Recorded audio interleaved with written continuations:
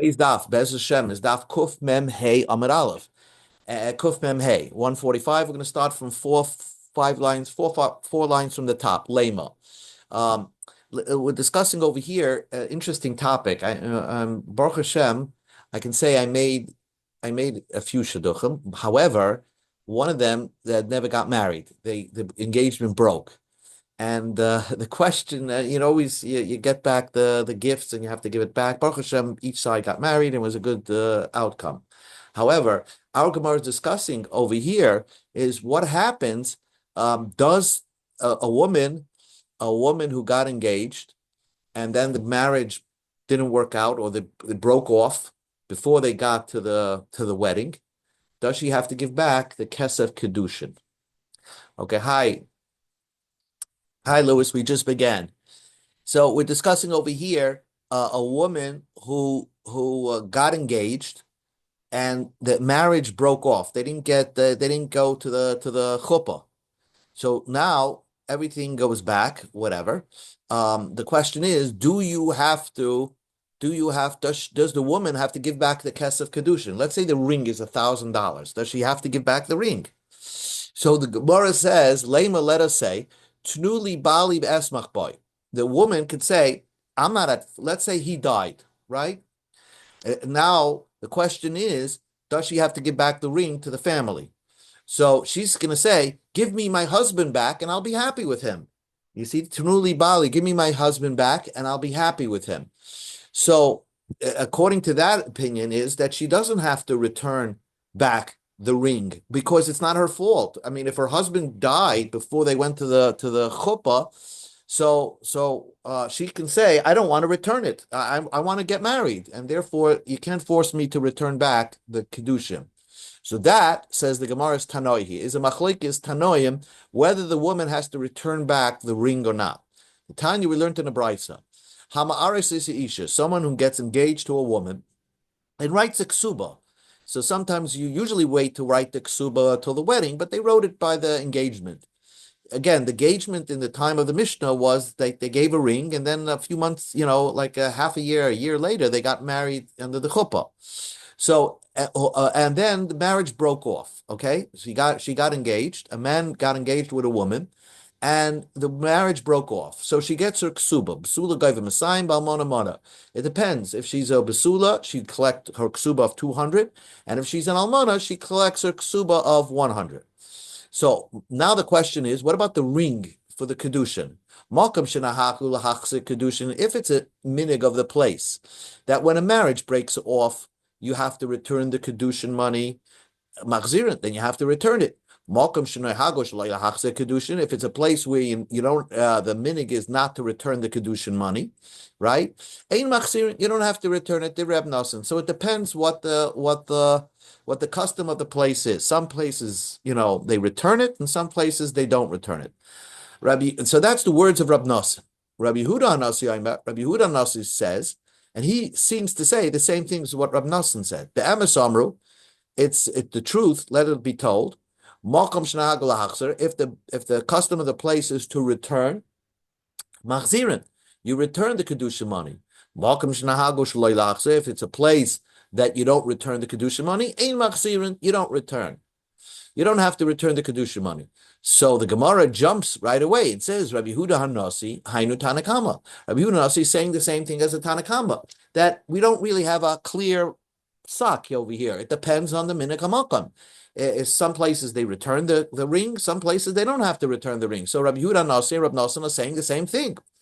Elalav, so the Gemara wants to say, no, it depends why it was broken off. It depends why the marriage, the engagement didn't lead to a chuppah. Tnuli bali v'esmach ika b'nai. The question is, if it's not her fault, can she say, I want to keep the ring? Because she could always say, give me my husband, I want to get married, I'll be happy with him. That's the difference between Rabbi Yehuda and Rabbi Nosson. There's something missing in this brisa, and the following has to be read. Hama'aris is a isha, if someone gets engaged to a woman, and it broke off. Unclear how it broke off, but now we're going to explain it better. Then the ksuba is the same. The basula gets 200 and almana monana. And Bened Mar Mamurim, when do you say that when was this all said? He had cold feet. In other words, he wrote a get. He says it can't go through it. Avol Mesa, but if she died, now who caused not to go into the marriage? She did. She's dead, right? Mokum shnahag lahachzir, machzirim. Mokum shnahag shloi lahachzir ein machzirim. It depends on the minik hamokoin. Again, it depends on the minig hamokoin. Can she died? Does her family have to return the ring? So there's a minig. Some places yes, some places not. But dafka shemesahi. Only if she died and she was the cause of the marriage not going through, then we go after the minik hamokim. Aval meis who, but if he died and or he gave a get, right? The other beyu ein machzirim. Then she does not have to give the money, the kedushin back, because she could say he got cold feet or he died. That's not my fault. So my tama, what's the reason she doesn't have to return anything? Because she could say, Tunuli Bali ve'esmach imoy. Give me my husband back and I'll be happy with him. So therefore, she does not have to return, according to Rabbi Nassan, she does not have to return back the ring if the marriage didn't go through. So that was the opinion of Rabbi Nassan. Also, Rabbi Yehuda Anasi Lememe, and Rabbi Yehuda Anasi comes to say, Be'emes Amru, the truth be told, Bein Meishu, Bein Meisahi, it doesn't matter if he died or she died, it's not a guarantee that she could keep it. If the minig of the minig of the places that she has to return the kedushin money or the ring back, she has to follow through. If it's a place that the minig is she doesn't have to return it, ein machzirin, she cannot. She doesn't have to. She doesn't return it, right? She doesn't return it. V'loi matzi amra, because she can't say tnuli bali be'esmach imi. Give me my husband, and I'll be happy with him, because she can't say that. She can't say, "Oh, it's my I'm ready to get married, and therefore let me keep it." No, in some places the minig is that you have to return it, even if he broke, or even if he broke off or she broke off. So we see from there the concept of truly bali be'esmach imoy is machloikis between Rabbi Nassan and Rabbi Yehuda. Rabbi Nassan holds, as we saw before, if he caused to break it, then ein machzirin, she doesn't have to return it, because she could say truly bali be'esmach imoy. I want to be happy. Give me my husband. If he broke it off, she doesn't have to return it. But Rabbi Yehuda says no, that doesn't matter. Bein meis you always go after the minhag hamokim, and sometimes the minhag hamokim is she has to return it. So we see clearly that she can't say I'm going to keep it and I don't have to return it. So that's machlokes between Rabbi Nassan and Rabbi Yehuda Hanasi. Answers the Gemara, it may not even be a machlokes. What would the kuliyama? Everybody will hold that if he broke it off, and it's not her fault, then she could keep it. She could say, "Give me my husband; I'll be happy with him." If he died and he caused the marriage to not go through, nobody argues, she could keep the ring. Okay, if he died, she could keep the ring. That's what the Gemara says. So when is there a machlekes between Rabbi Nassan and Rabbi Yehuda Nasi? Ki pligi shemesehi. If she died, so now the question is, Rabbi Nassan will hold that she could keep it. Even if she died, her family could keep the ring, because when he gave the kedushin, it's a sunk cost. He never had intention to give it on condition that the marriage should go through. So therefore, her family, if she died, it's not her fault, so her family could keep the ring. They're arguing, is the kedushin a sunk cost that people just are moichel on it? Rabbi Nosson holds, I'm sorry, kedushin lav litibunin. Rabbi Nosson holds kedushin is not a sunk cost, and therefore she has to return it. Her family has to return it. And the opposite is Rabbi Huda Hanasi Sava. Rabbi Huda Hanasi hold kedushin litibuin nitnu. Kedushin is a kedushin, the ring that was used for the kedushin. That is a sunk cost, and that you don't have to return. So Rabbi Yehuda holds you don't have to return it. Rabbi Nosson holds you do have to return. The family has to return the ring if she died. But if he died, and she could always say, "I'm keeping the ring." That's the difference. Says the Gemara, but Rabbi Yehuda said you do have to return something. Rabbi Yehuda says you do have to return. If the meaning is to return it, you do return it. How do you say that Rabbi Yehuda Hanasi says that you could keep the ring? Rabbi Yehuda Hanasi wrote that if the meaning is to return it, you return it. Answers the Gemara, that part of Rabbi Yehuda Hanasi is not talking about the ring. You see, when a girl got engaged in those times, besides getting the ring for Kedushin, she also got gifts throughout the engagement period until she got married. Husband would send her now some jewelry or some gifts or shoes or whatever it is. So that he has to return. If the minig makam is returning it.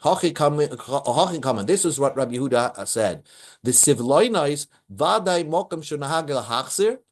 The gifts, the extra gifts, is always being returned if the minig of markham is to return it, and that's the way it is.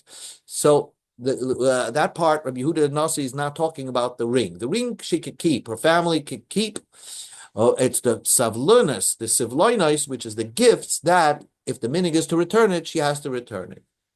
Says the Gemara, Mahani Tanoi Kahani Tanoi. These machlokes tanoim between Rabbi Yehuda Nasi and Rab Nosson is similar to the following machlokes tanoim. The Tanya we learned in a brayso, Kitcha Bekikar, a man was Makadish a woman with a block of silver, okay? A kikar of silver, a bread loaf of silver. So it's a lot of silver and it's worth a lot. Chaf Hey Mana, 25 mana. Besula Gaiva Messiah, right? The Besula will get 200, right? Will get 200 valmana mana, and of course the marriage didn't work out. So then if the marriage didn't work out, then she just uses that piece of silver. Let's say 2 mana out of that 25 mana belongs to her ksuba, and then she just gives it back. Divrei Meir. Rabbi Yehuda seems to say the same thing. Besula gaiva Messiah valmana mana umachzeres lo yisashar, and she has to return everything back. So what is Rabbi Yehuda talking about? So we're going to see what that is talking about in a moment.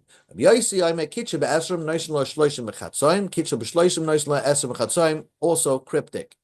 So the Gemara is going to explain what this machlokes is, and then we'll understand what Rabbi Meir said, and what Rabbi Yehuda said, and what Rabbi Yossi said. But Maya Skinan, what are we talking about?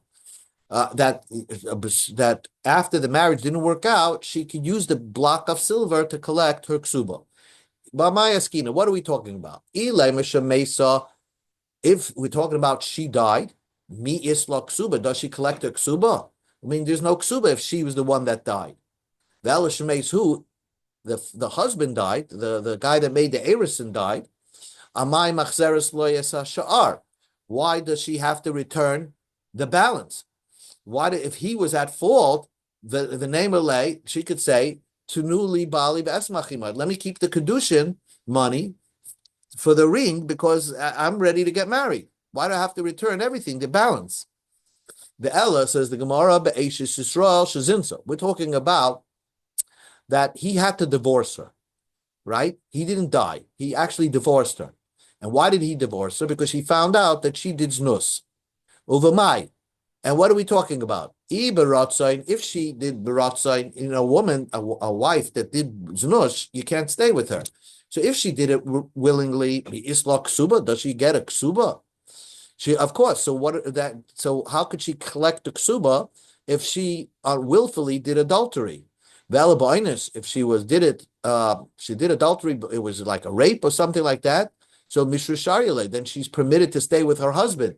So why is he giving her a divorce? So here is a unique case, and now we explain everything. Be'ela, this Bryce is talking about Be'eshes Kohen Shene'ensa, a wife of a Kohen that got raped. Okay, now a wife of a Kohen that got raped, unfortunately, it's not her fault, but the Kohen has to give his wife a divorce. Now the question is, she collects her ksuba. Why is she collecting her ksuba? Because she was nensa, she got raped. It wasn't her fault. The question was, so what is the machlokes between Rabbi Meir and Rabbi Yehuda? So it be kedushin litibuin pagi. Can she keep the kedushin? Can she keep kedushin? Rabbi Meir says kedushin litibuin. Rabbi Meir says she could keep the kedushin money because that's a sunk cost, and whatever that he gave her because of the kedushin, that remains. Rabbi Yehuda says no. You could collect the ksuba, but the kedushin ring or whatever it was that he gave her for a kedushin, lavli tibu nitnu.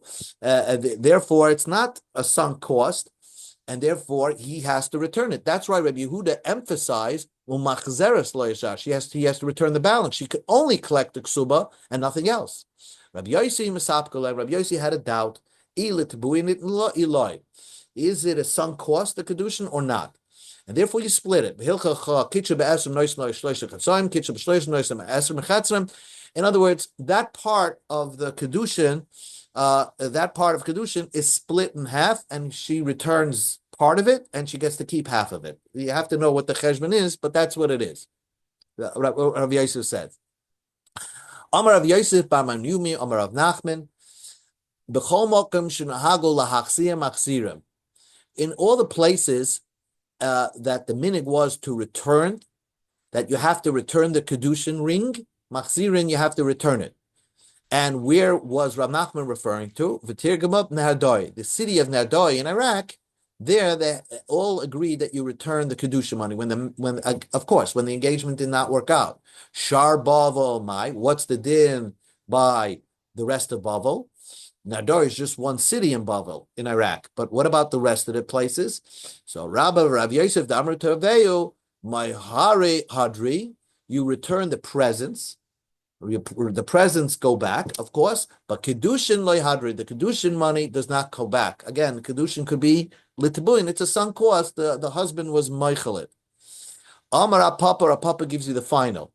Hilchasa, the halach is like this. Ben Shemesu, if he died. Ben Shemes he or she died, or Hadra Be'u, or he just got cold feet and gave his wife a divorce after the engagement. You just can't go through it. Mahare Hadri, she has to return back the gifts. Kedusha Le Hadri, she does not have to return back the ring for Kedusha. Hadra Be'i, but if she had cold feet and she said she doesn't want to go through with it and she demand that this engaged guy give her a divorce, so then, I feel kedushin name hadrik. She has to give back the kedushin because she's really, really at fault. She didn't just die. She's really at fault that she doesn't want to go through with the marriage. So then we make her return the ring. A Maimer says a new idea. Kedushin lahadri. Even if she says, I don't want to get married, give me a divorce. She doesn't have to return back the ring. Why? Because if she returns back the ring, everybody's going to say that they were never really engaged in the first place. And it will allow the husband that she was engaged to get married to her sister, and that's usher. You can't marry two sisters while they're still alive. Gzeira shemer yomer. People say kedushin taisim ba'choisa. People say, oh, she returned the kedushin ring, so now the former husband has a license to marry the sister of his ex engagement wife. Ravashi says, no, she should return it because Gita Machiach Ala. Even if she returns the Kedushin ring, even if she gives back the ring, but in order for her to get married, this girl to get married again, she has to show everybody that she was divorced from him. So wouldn't that prove that she was engaged to this guy? And nobody's going to make a mistake to allow the husband to start courting the sister. The truth is no. It's a mistake. Some people will hear that she gave back the Kedushin ring, but will not hear that she got a divorce. So they'll assume that there was no divorce here. And in case, people will allow the former guy who was engaged to her to now court this lady's sister. So therefore, we never allow the Kedushin to go back. She never has to return the ring. She could always keep the ring, and everybody knows she has the ring, which will prevent the guy from ever getting engaged, starting to court this lady's sister. Okay, the Gemara, we'll just start this Gemara again. Shushbinis nignas bebeznin. In the time of the Chazal, in order to make a marriage, they would invite friends, and they demand that the friends pay for the wedding. You invite somebody for the wedding.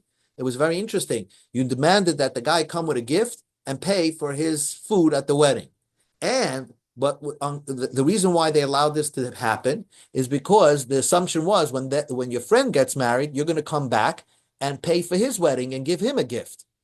So the truth is that if he came to your wedding and now you're obligated to come to his wedding, right? The guy can sue you in court if you decide not to come to his wedding or pay for your part of the meal, because that's an assumption. So that's an assumption. That's called shushbinis. When you invite somebody to your wedding in the time of Chazal, the guy came, paid for his meal, and gave you a gift, with the assumption that when he gets married, you're going to do the same. So in case you don't do that, he can demand you to come to court to pay for it. Tana Rabbanan, that's called shushbinis. Chamisha dvarim nemru b'shushbinis. 5 things were said about this arrangement of shushbinis. Nigus bebezden, you could collect it in the court. The chezeres ba'inosa, and you don't have to pay for it unless the other guy gets married. The one that came to your marriage, you pay for it when he gets married. The aimba mishim ribis, and there's no interest. In other words, if you give him a bigger gift than he gave you, that's not interest. We go to Amid Beis. If Shemitah happens, it doesn't cancel your obligation to your friend. And let's say a father paid for shushbinis for somebody else, and now that guy has to come and pay shushbinis back to the father, and he died. So that shushbinis that's paid back is gifted to all the family, and the Bechor doesn't take Pishnaim of that. So let's see again. Nigmis bebezdin, the Gemara explained, it's collected in court. My Tama, what's the reason? Kimil Vidama. It's like a loan. When you invite your friend and he pays for his meal and gives you a gift at your wedding, that's a loan with the expectation that you're going to pay him back when he gets married. So if it's a loan, it's subject to the court system, and you have to pay it back. It's not a your moichel.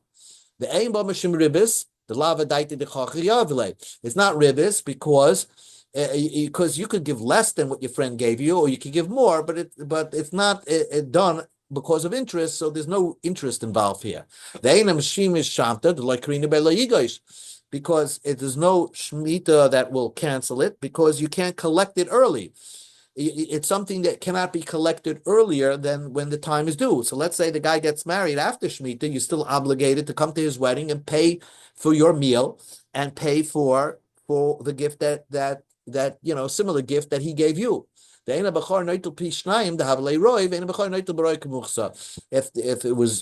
Shushbinis was owed to your father, and now came the time for the guy to pay you back because one of your brothers are getting married, or you're getting married, right? So the guy who owes your father Shushbinis came to your wedding, you have to share the wedding gift with all your brothers. And it's not a Bechor situation where he takes Pishnayim. Omar Rav Kahana. Rav Kahana says, what happens? You didn't show up to the guy's wedding, so then you're obligated to pay for the meal. Imagine that. If you invite somebody to your wedding, you put out a place card and a seating, and the guy doesn't show up.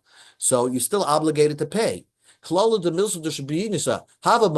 were in the city and you know your friend was getting married, you should have shown up. And if you don't show up, you still have to pay for your meal. Shama kal tavla, if you hear the wedding bells ring, even if you're far away, even if you're in another town or you're in another neighborhood, you hear the wedding bells and you know it's for your friend, you're still obligated to have come to the wedding. And if you didn't, then you're still obligated to pay for your meal.